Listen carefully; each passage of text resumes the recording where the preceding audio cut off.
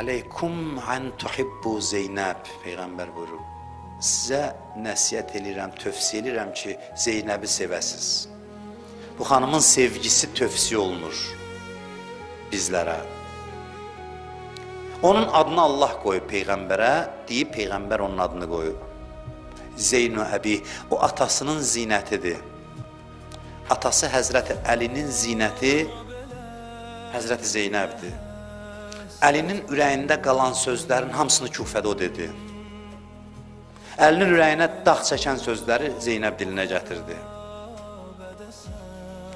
Hər gecə göz yaşı tökürsünüz, hər gecə yanırsınız. Niyə? Eşidirsiniz ki, belə müsibətlər olub. Zeynəb bunların hamısını görüb gözü ilə.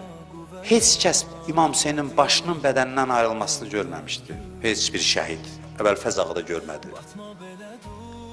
Heç bir arifin dillər taqəti yoxdur o səhnəni görsün. Mükaşifə halında baş bədəndən ayrılma səhnəsi ağırdır. Kərbəlaya gedənlər görüb, orada qətligah var.